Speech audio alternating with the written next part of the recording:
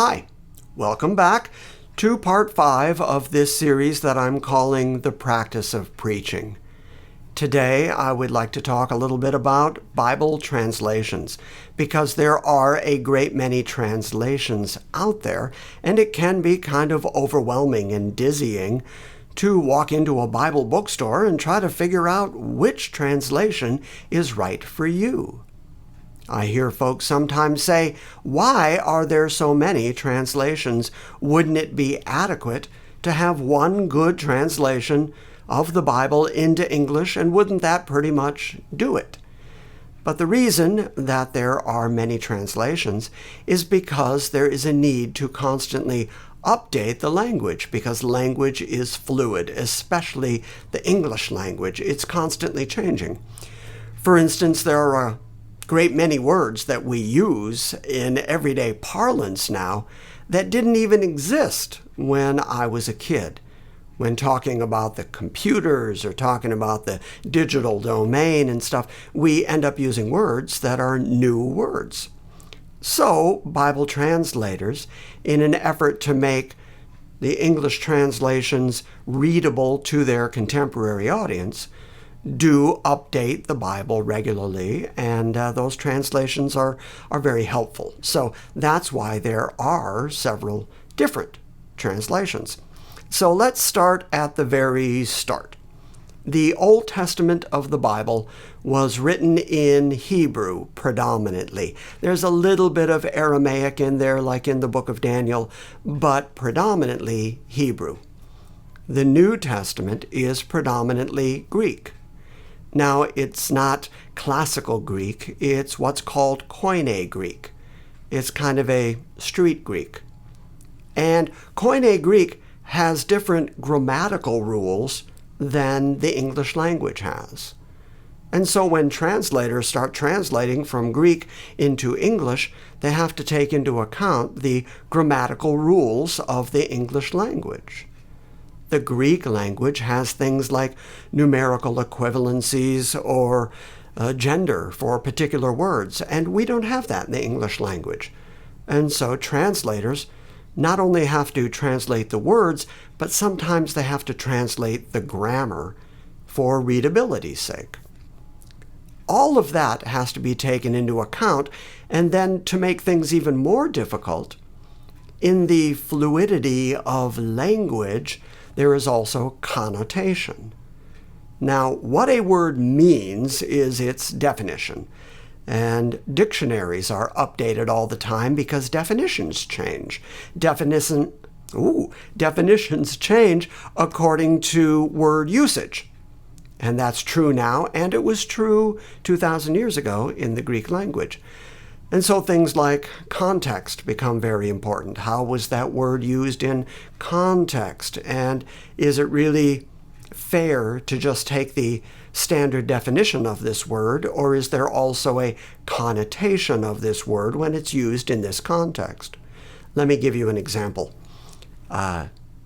If you look at 1 Thessalonians 2:7, that's not right. If you look at 2 Thessalonians 2:7, you'll read, "He that letteth will let until he's taken out of the way."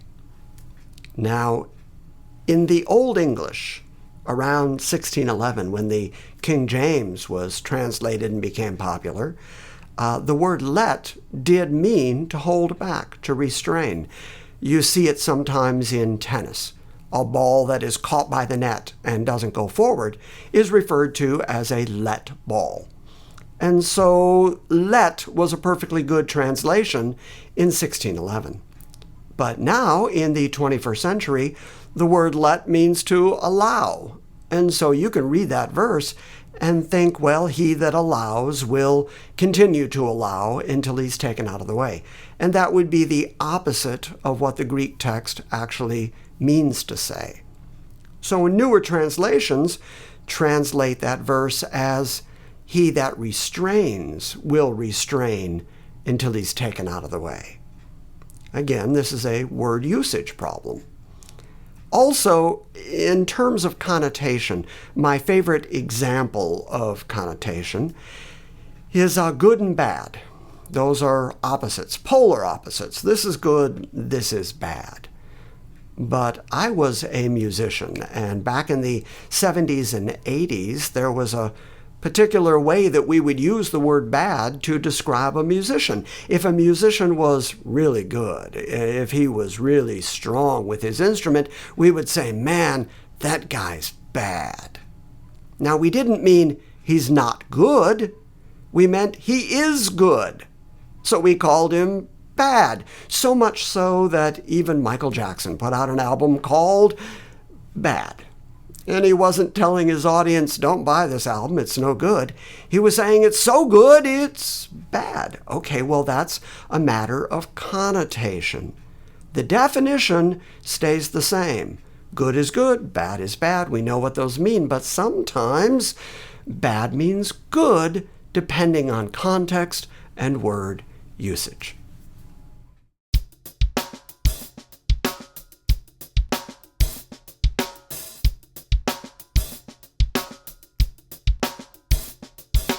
Now, it's not uncommon to hear people say that since the Bible is 2,000 years old, give or take a few, that it's been through so many hands and it's been translated by so many people that we don't have any idea what the original writers actually wrote.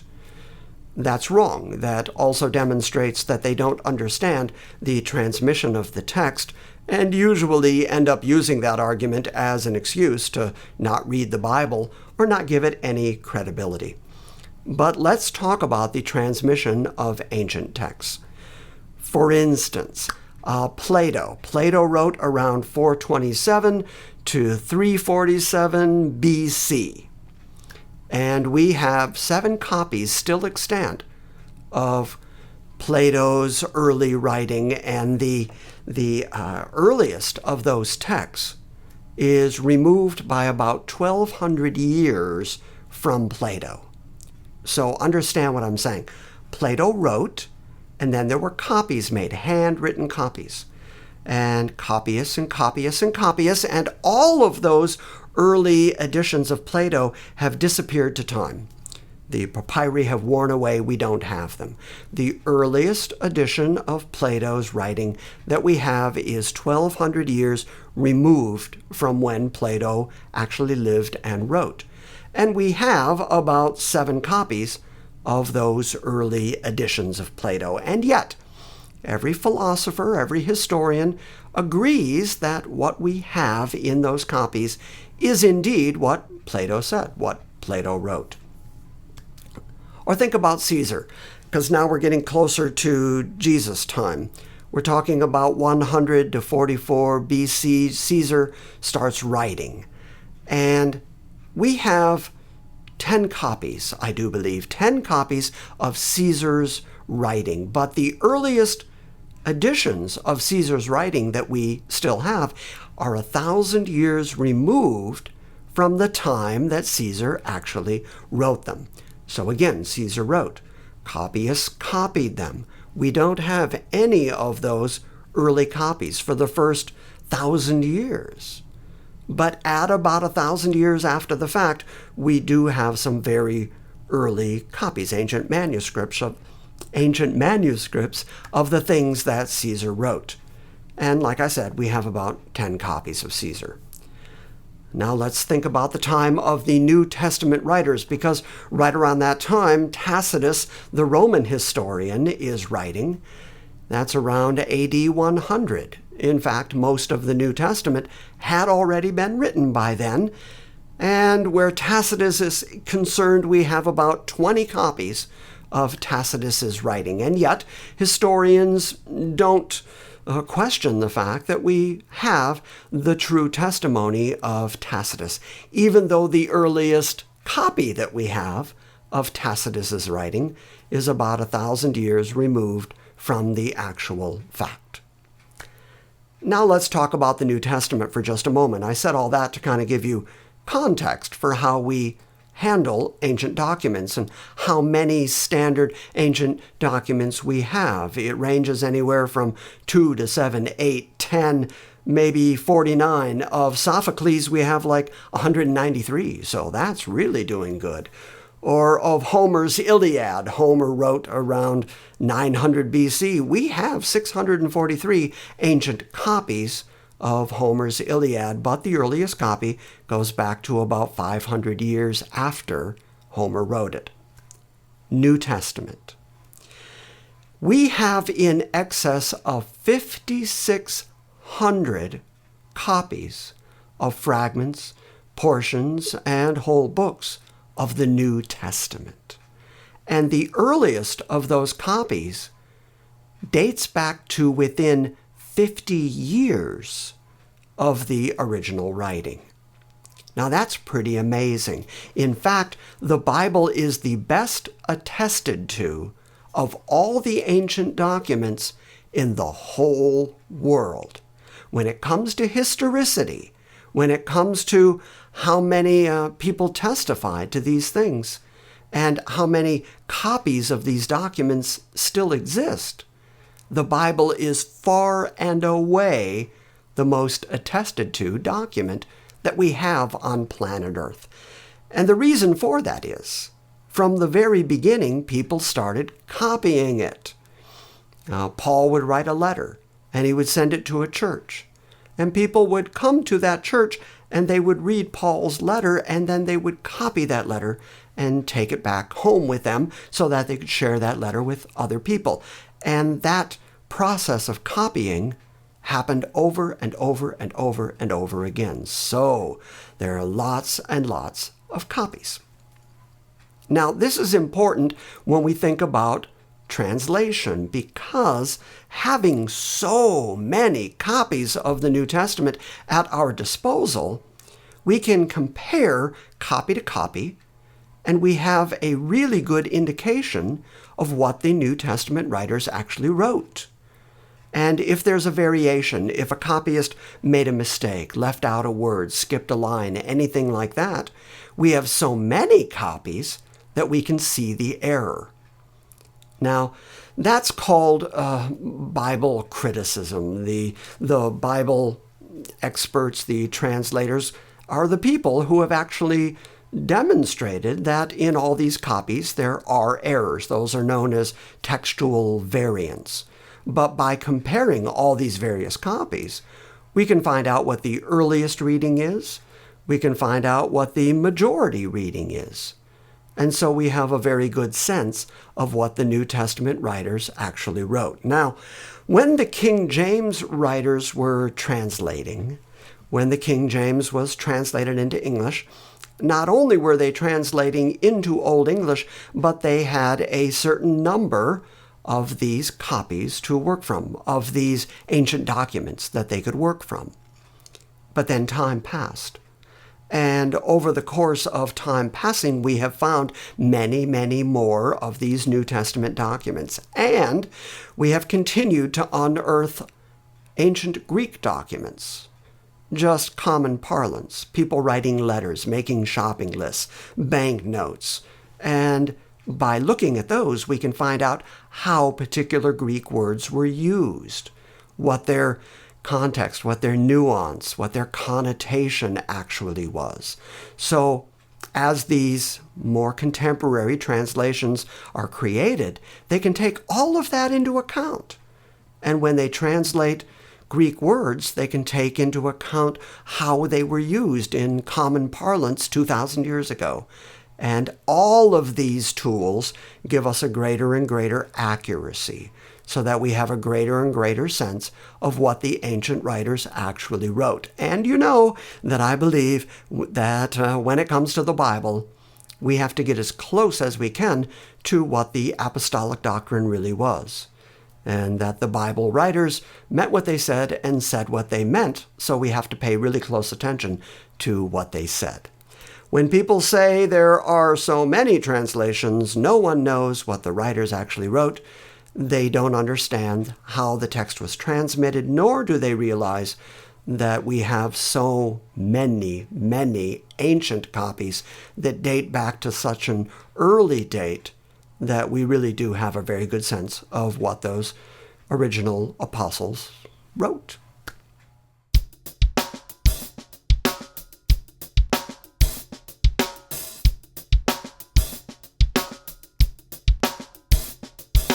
When someone undertakes to translate the Bible, whether that's a single person or a translation committee, they will adhere to one of two translation methods. Those two methods are the dynamic equivalency method or the formal equivalency method. The difference is, if you're looking at a formal equivalent Bible, the translators looked at the original Hebrew or Greek or even Aramaic words, and then they tried to find an equivalent English word that means the same thing as the original word. So it is truly a word-by-word translation.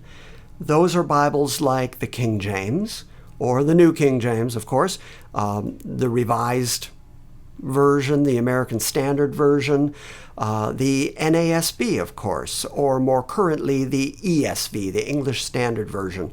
These are all formal, equivalent, word-by-word translations. On the other hand, you have the dynamic equivalent translations. The dynamic equivalency method doesn't go word by word as much as it goes phrase by phrase. The translators looked at a phrase, looked at words that are used in that particular context and the way that they're used, and then they translated the whole phrase instead of individual words. And usually that's done for greater readability. And so that's the New American Bible Revised Edition. That's today's New International Version. The NIV, of course, is a book that tries to both use the formal equivalency and the dynamic equivalency. But the problem with dynamic equivalency is that it also includes paraphrases. That gets into the Living Bible or the Message Bible. Paraphrases aren't even equivalent to what the original authors wrote. A paraphrase reads the Bible and then writes something close to it for readability, and a great deal of interpretation happens in paraphrases. It's not just a translation, it's an interpretation so that the translators are getting a whole lot of what they believe into their version of the Bible. Now, dynamic equivalent Bibles I do like. They're very useful. Some, in fact, like Kenneth Wuest's expanded translation of the New Testament, along with his multi-volume word studies in the Greek language, those are really, really useful. Kenneth Wuest used as many English words as were necessary to define a Greek word. He also kept Greek word order intact because, again, like I said, Greek grammar is different than English grammar, and so word order in the Greek is very different than the rules for word order in the English language. Well, Wuest kept them in their original order. So that's a really helpful dynamic equivalency.